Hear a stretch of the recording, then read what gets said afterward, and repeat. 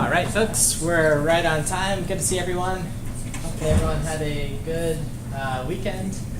I know one of my major accomplishments after being in Boston for 7 years was I walked the Freedom Trail, including up Bunker Hill. So make sure you do that if you're looking for fun things to do before the weather gets, too cold on the weekends here. So with that note, we're recording. And just some course logistics. So assignment 2, that's due tonight at midnight. And there's been a lot of activity on Piazza. That's been great. So make sure you're working on your queues and your stack implementations. Make sure you're testing them. Several folks have found Valgrind, so make sure you investigate that if you have not. And that'll be good. Second, just a reminder, keep doing the readings on the site to help sort of seed what's going on or if you need additional resources.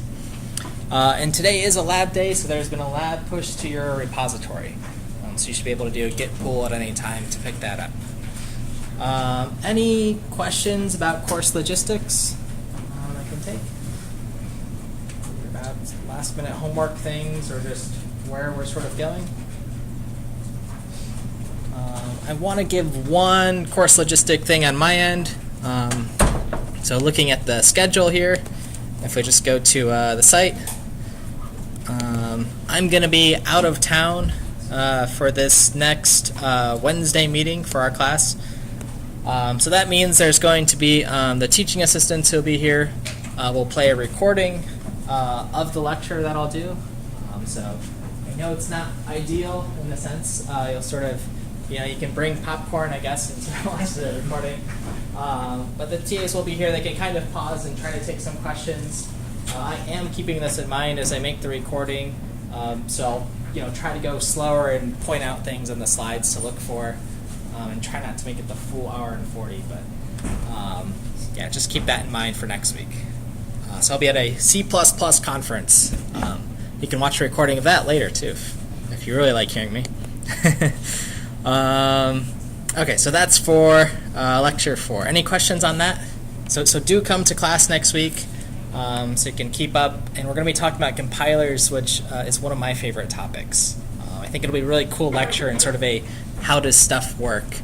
Again, no more magic. Otherwise, I want to pick up where we left off from last week. We didn't get to go over the in-class activity, so that'll be a nice reminder of sort of, where we left off with our assembly programming. And today we'll be doing actual work in assembly. So on these ones here, the first question, if you remember way back from last week, in the compilation toolchain, can we avoid generating assembly? What do you guys think? Was it 1, it would be hard to do that, very hard to do that, or 2, yes, we always can, just avoid assembly. Assembly is useless. I see hands for 1, yeah. Definitely 1. It's hard to go from this sort of C high-level language to straight to machine code.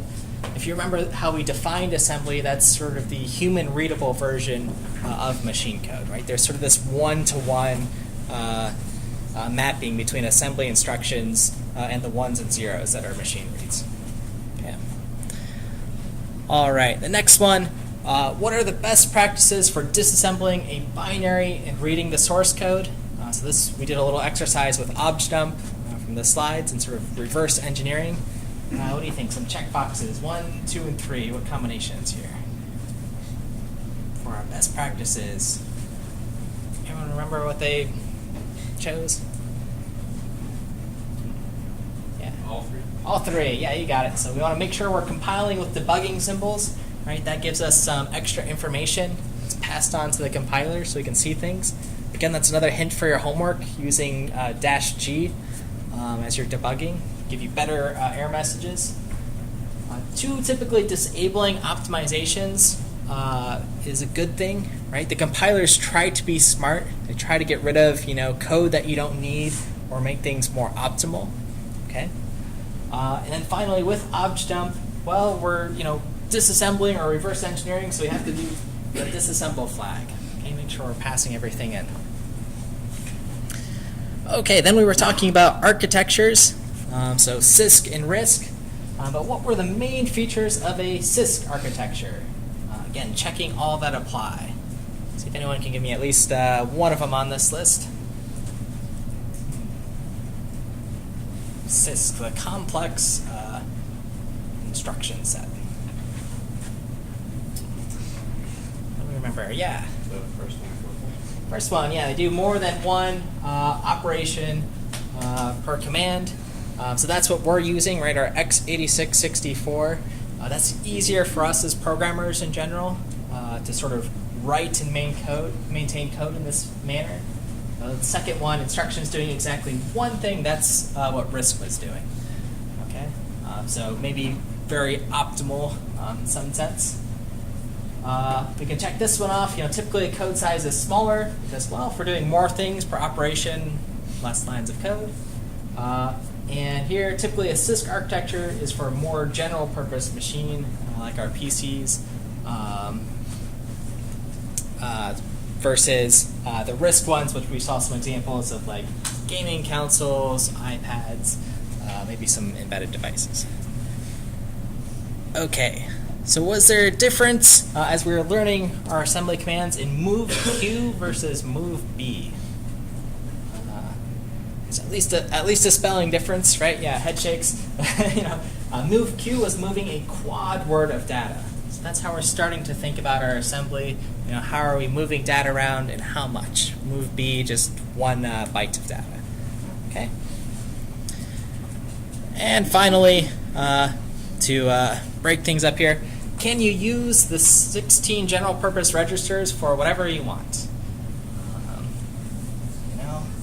Do whatever you want, nothing could go wrong.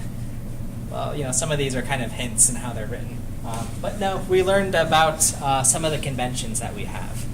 Okay, we looked at one example of a sys call. You'll get a chance to write that today in your lab and see how you use these registers. And then for this one, we got pretty much a bell curve, if you're wondering. No one tried to game the system and say it's too easy. And not everyone said it's too hard, so thanks for being honest. Okay, and then there was just one for fun thing in our graphics feed we didn't get to see. Again, you guys know my game, or my sort of domain experience is games and systems. So we have a game example that's kind of fun. I'm going to try to click it very tiny so it doesn't show you, let's see, the title here. Oh, it always shows it.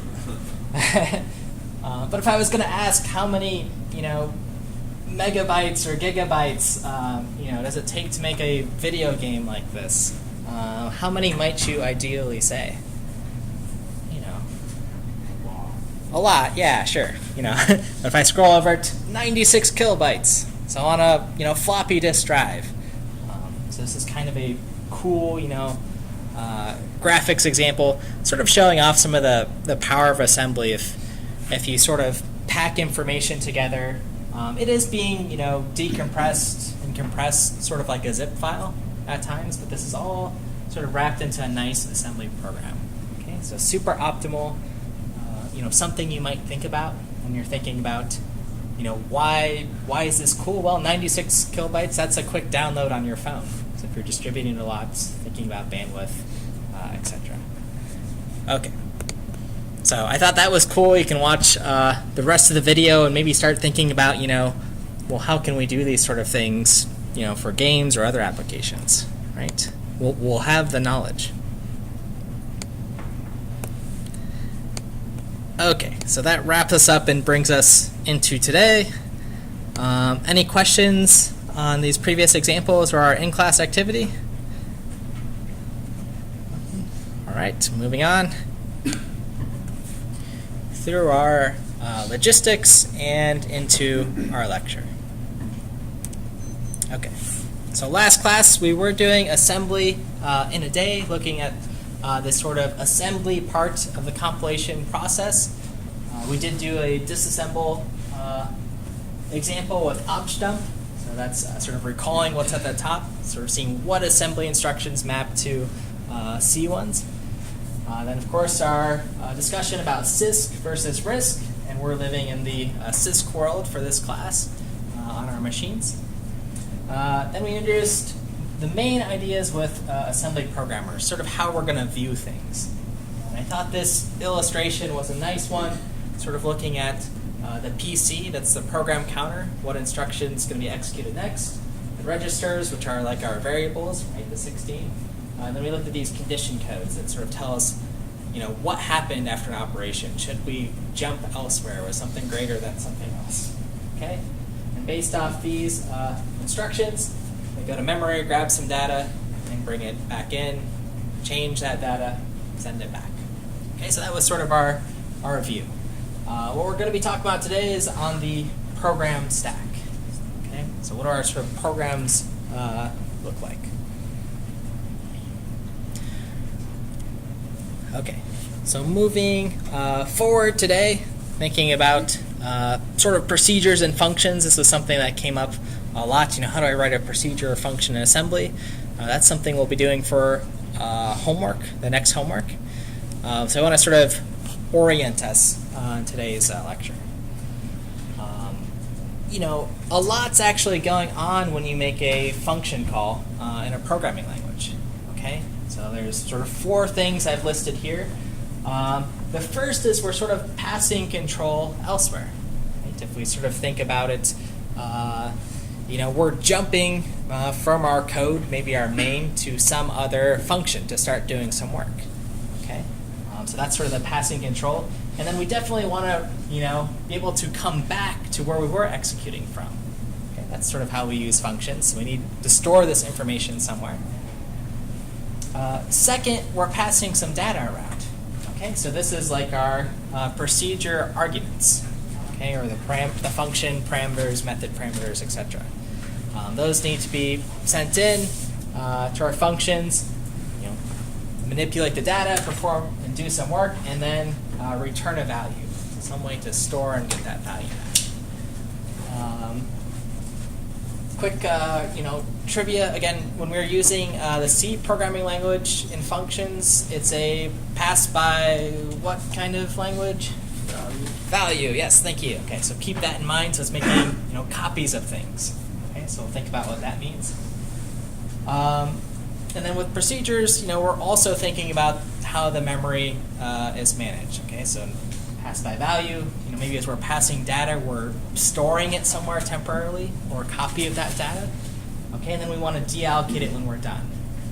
Right, so if we make a bunch of function calls, we don't want a bunch of information just hanging around. Right, that sounds wasteful to me. Okay, and when we're thinking in assembly, we're sort of thinking, how can I do these things in the most minimal way possible? Right? So we want to be efficient. Okay, so that's sort of thinking about functions, some of the work that's actually going on when we call them.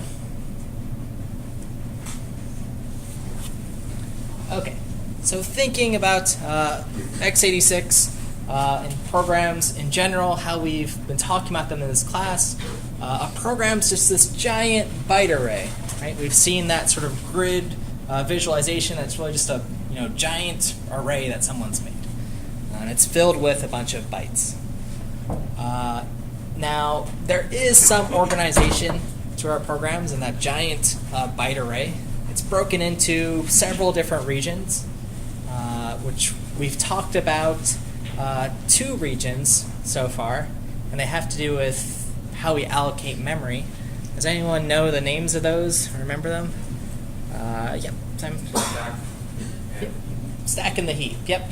So the heap where sort of stuff lives for a long time when we make those malloc calls, and stack, with functions that sort of grows or goes away, or local variables. Okay. Now how this is sort of segmented or programmed depends maybe on the operating system. But for the most part, what we're looking at today for Linux, Windows, Mac is similar. Okay? And this giant byte array that we have is organized in a stack-like manner. Okay? So let's take a look at it. Okay, So on the right here is our program stack. Okay, so we see at least two of those sections that are familiar. There's the heap where stuff's going to live for a long time, and then the stack where we have sort of short stuff that'll live for a little bit.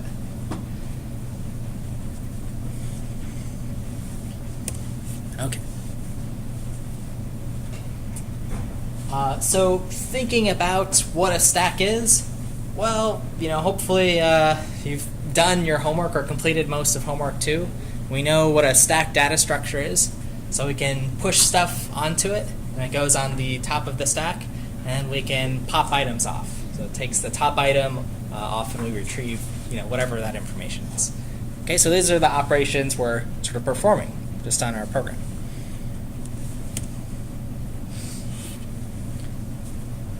Now a little bit about the organization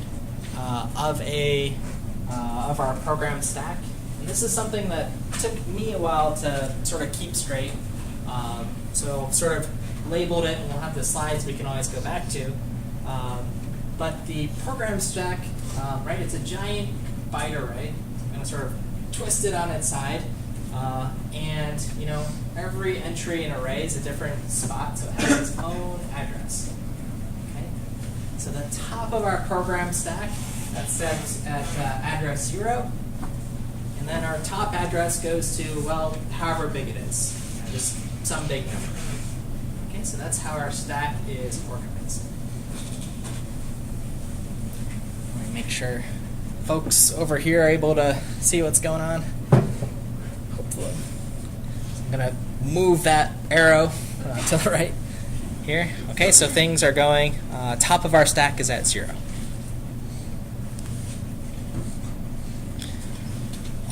Before I jump forward on that, can anyone tell me, sort of looking at the parts here, there's some instructions, literal, static data. Here's our heap where we're allocating memory with malloc. Here's our stack, which we'll push stuff on. And then there's some unallocated space that sort of grows and shrinks over time. Anyone sort of intuitively have an idea why our instructions, are sort of in this region towards 0? This part that, yeah. Their size is fixed. Yeah, so the size of our programs is fixed in C, right? Once it's, once you write our C program, typically we're not injecting other code in there. So if this starts from 0 to, 200, it'll always be 0 to 200. So that's, one way to maybe think about the organization or remember, hey, this, top of our stack's at 0. Okay? Just little helpful tricks that I've learned over time. To have that straight. Okay. So for our program stack, things are organized in this manner. For our memory, we have our stack here. That's actually growing downwards. Okay, so towards 0. And the top of our stack is pointing here. Okay, which is where the stack is growing. Now, as mentioned here too, if our stack grows too much, right, we just put too much onto it, it'll crash, into these other sections, and that's not good. That'll crash our programs. So that's why in our homework we sort of had this idea of max depth in our stack. That's what this is sort of simulating. Okay. So the top of our stack is approaching 0. Okay, so just some more arrows to kind of keep it straight. Bottom of the stack, on the top of the stack, where it's growing.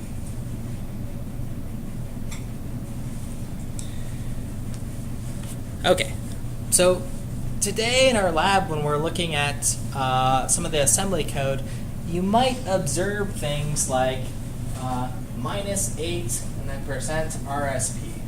What was RSP again? Anyone remember what that register was? It's, yeah. Stack pointer. Stack pointer, okay. So it's pointing to the top of our stack. Okay, where are we pointing? And if we're going -8 from where we're pointing to, -8 subtracts our address, so we're going in this sort of downward direction. Makes sense. That's where we said it was growing. If we subtract, it's growing. Whatever that number is going towards 0. Okay. So that's one observation you'll see today. And we know what RSP is. So stack pointer always contains the lowest address, top of the stack. Excellent. Okay, and again, just another reminder of these registers. So these are some other things you'll see in use today, potentially, but definitely RSP.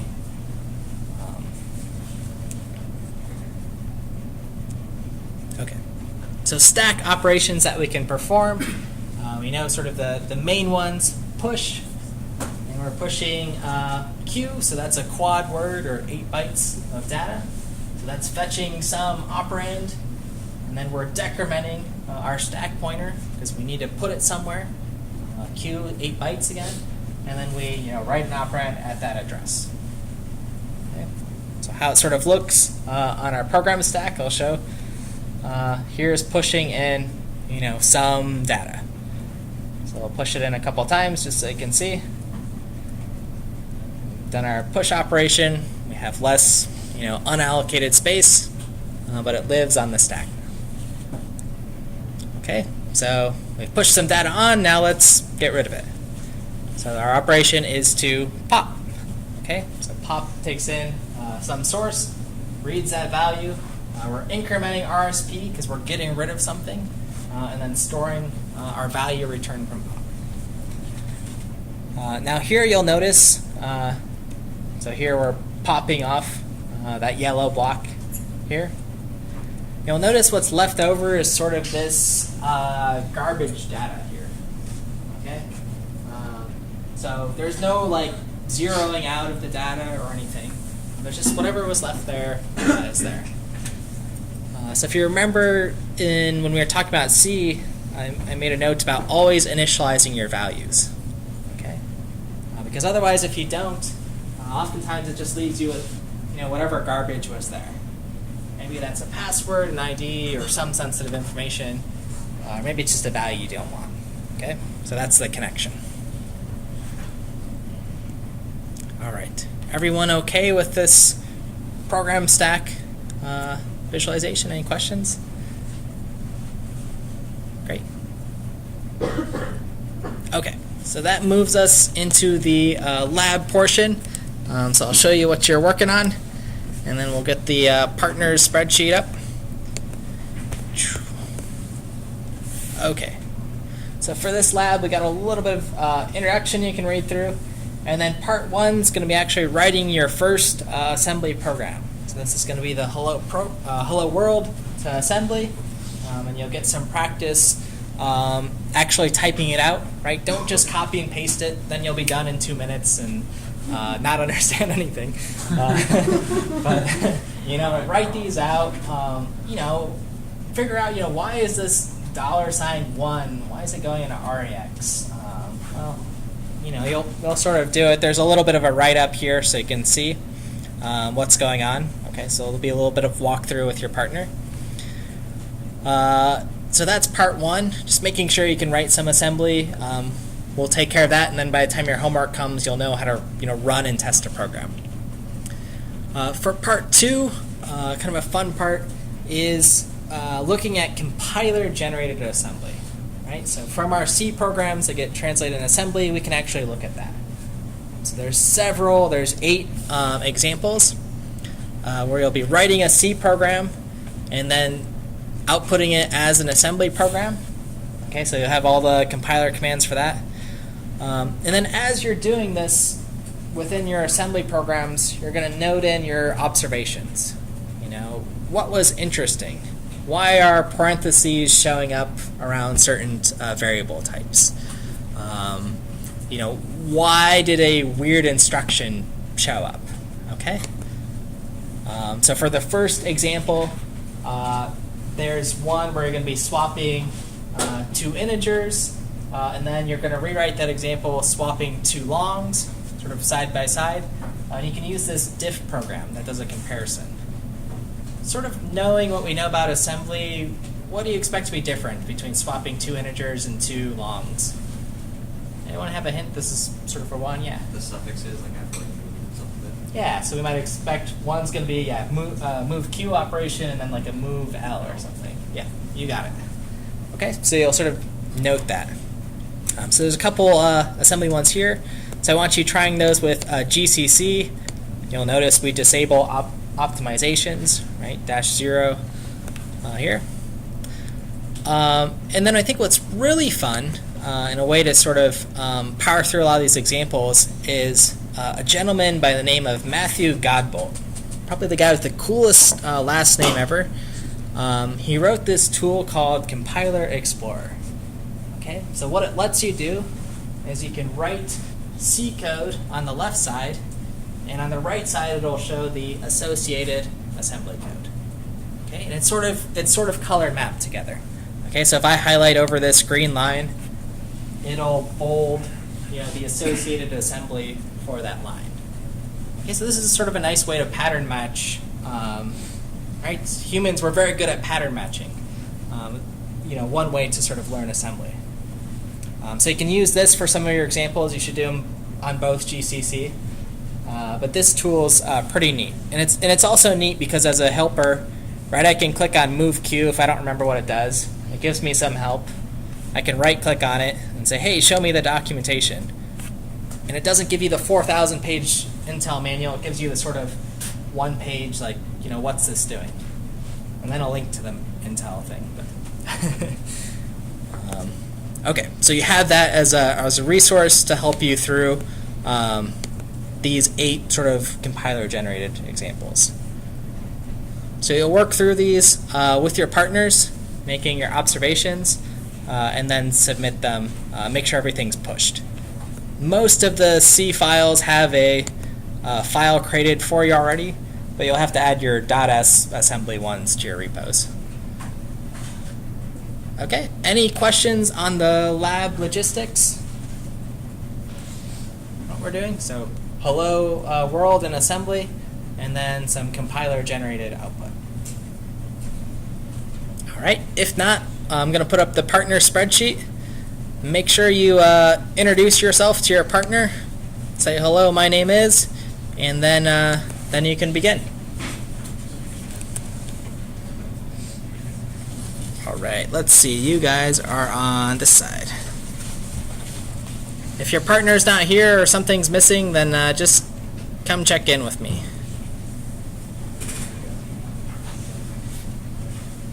Let's see.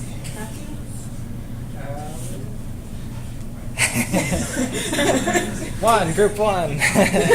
One's over in the corner. 17, 16. Oh wait, is it different partners every time? Different partners every time. You're gonna meet a lot of different folks. You have a ton of free space over here. 18. What was that? I can 12? 18. Okay, cool. Thank you. I'll put the pictures up in a moment. Make sure everyone has their everyone got their group? 4.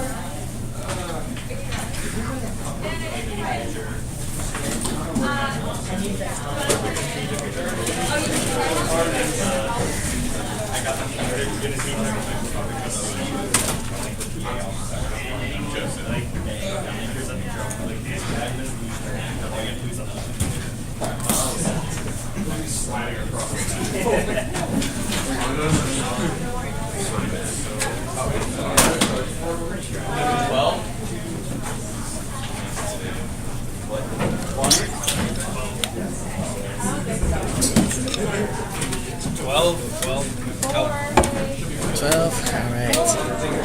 13.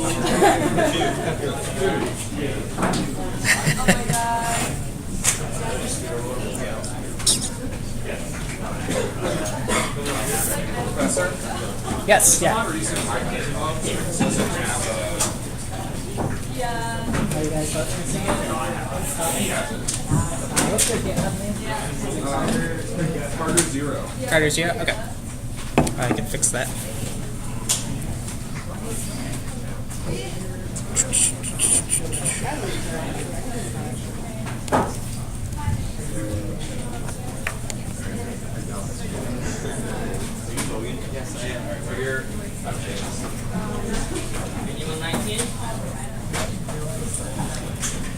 Let's see, who's missing their...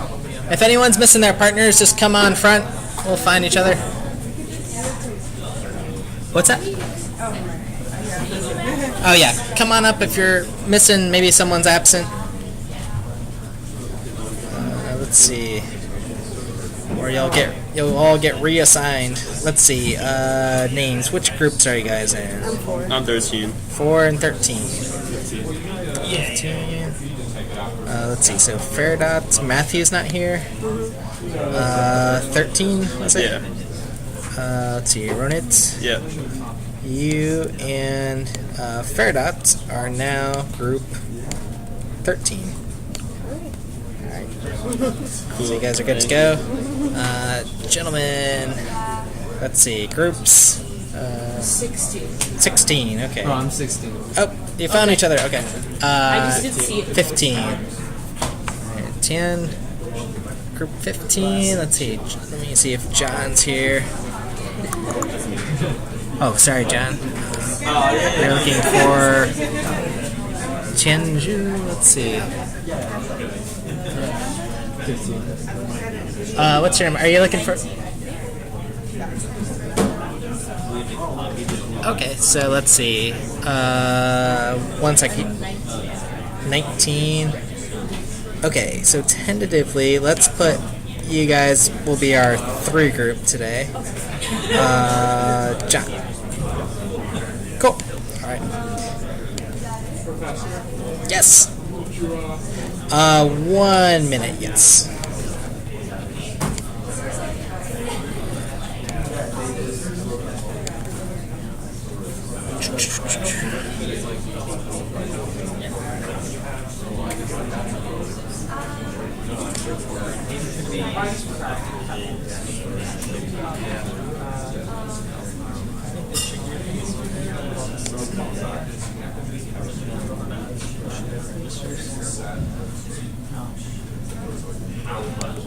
Every once in a while, GitHub like misses one or something, so I just have to manually push it in.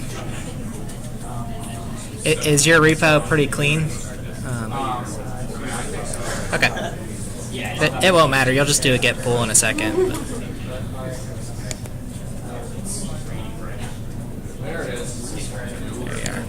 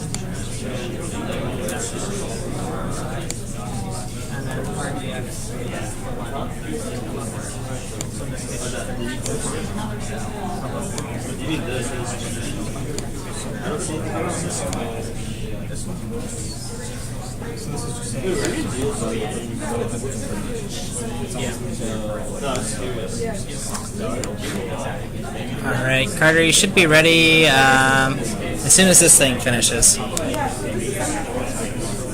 don't know yet, because that's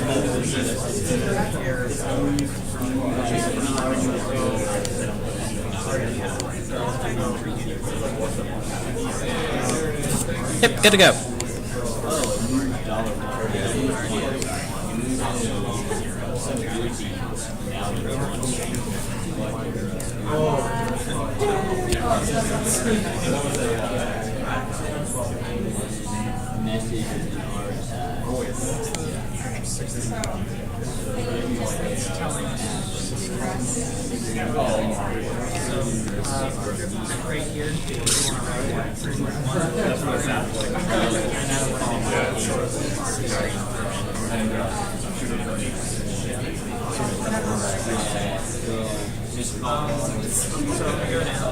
We see that our DI is here.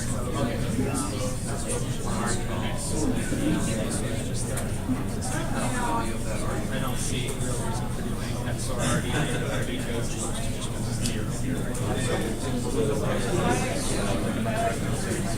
Yeah, let's do like yes, although they're not listed here yet.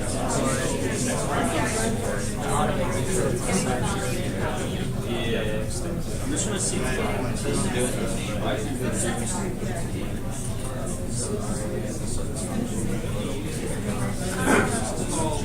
Yeah, so when you call syscall, I guess really just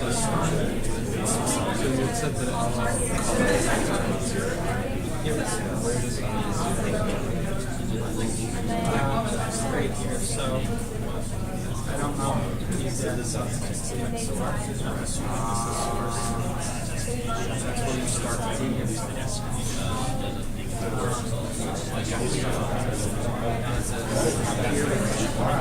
So it's 1 pencil 0.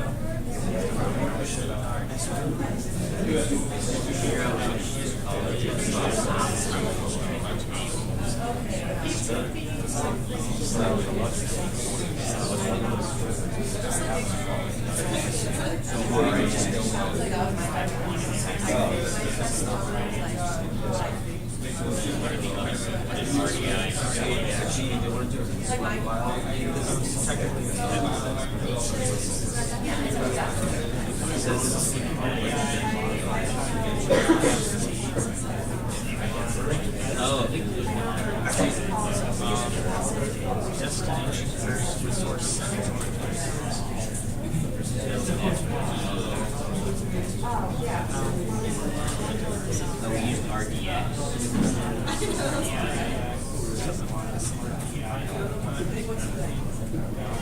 RDX is 13. Oh, yeah, 13 characters. Whatever. And then RDI. Yeah, if they're not equal, it's 1 and D.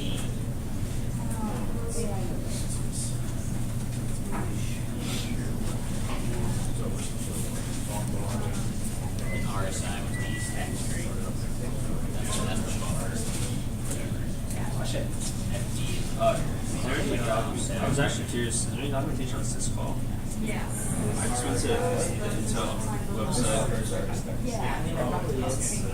I've posted here under one of these steps sort of tutorial on syscall. Oh, okay. I mean, basically, it's a special function in the operating system that. I mean, you can take a little piece. It basically says, "Hey, X instruction based on Okay, yeah, I was just curious. I want to see like all the capabilities of syscall. We'll look at that later. Okay. If you want, there's another link that has these functions. Oh, okay. It's kind of good.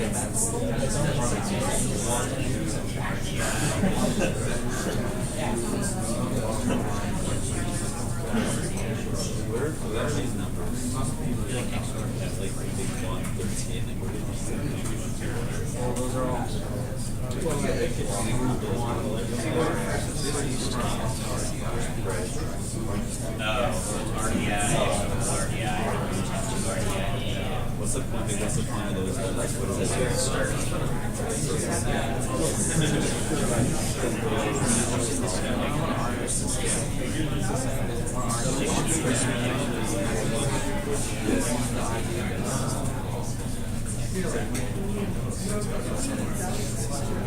That's for like if you want to access the value one, or like an actual constant, you put the dollar sign. So like when you also like run it, then like I think the value is going well, you said you said it was but you said we only need to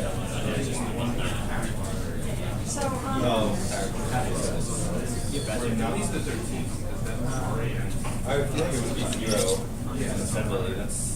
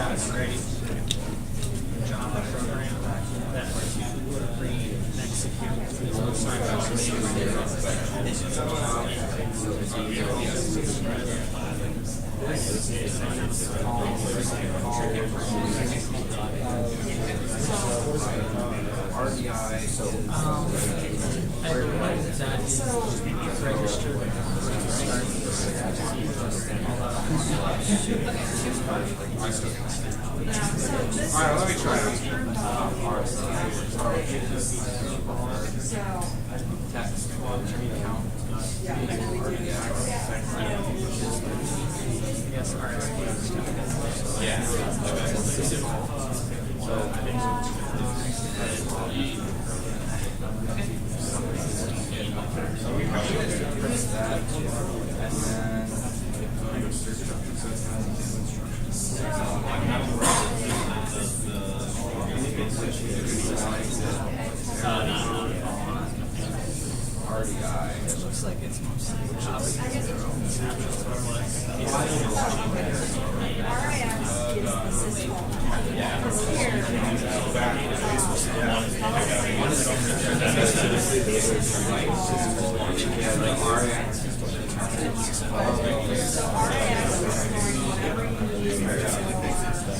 So always forget which lab is. That's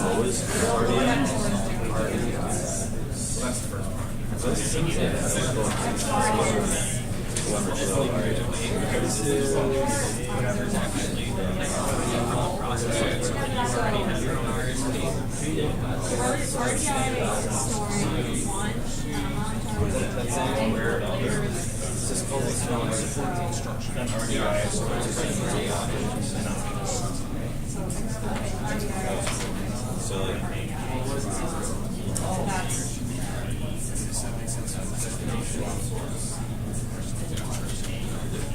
Oh, it looks like this is starting from you push up on this just offset. Right in my screen.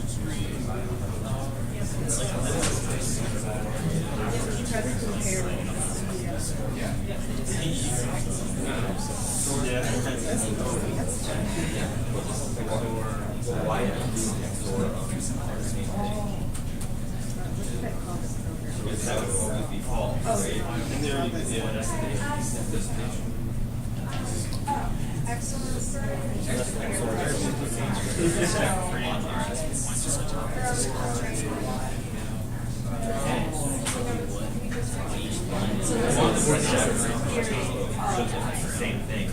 So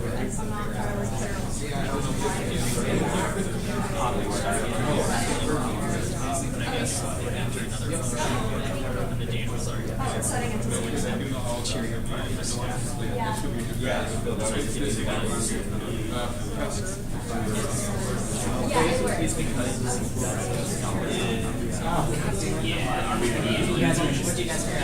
It's yeah, I had a Oh, right, he said that. I think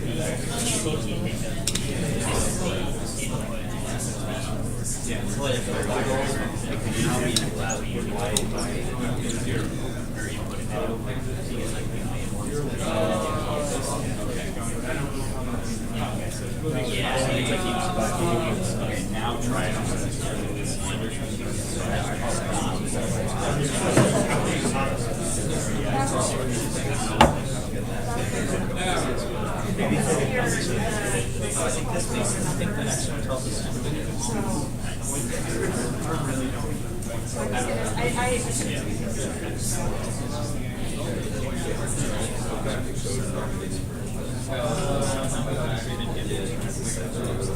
it seems like those are like comments, like they're like shaded gray, yeah.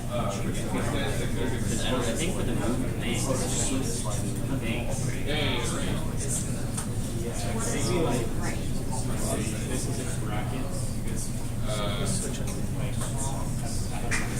Yeah. Right, it brackets out of correction. Metallic, so plus you said instead of EAF, so now it's RA.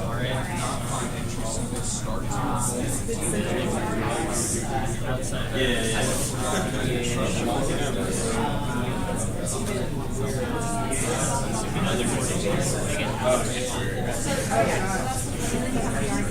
I don't know why they couldn't go from. I think they should. I don't know why they couldn't go.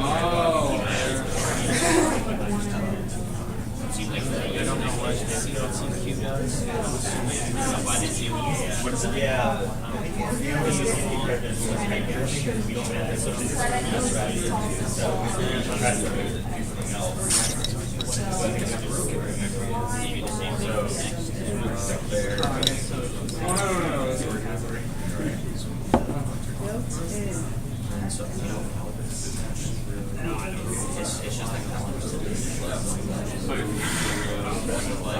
What's up, guys? I accidentally rewrote hearing it. So like I wrote the C file, so I accidentally forgot to do. I like apologized to delete or I was assembly, but I put dots here. So oh, could you find the same thing? Should I just rewrite it? Okay. I don't know if you got like some like control W, just like. You know, if you do enough ads and Go away.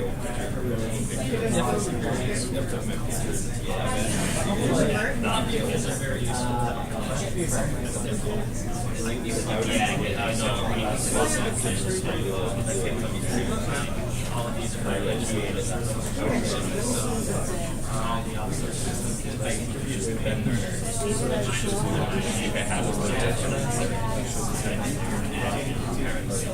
Barely.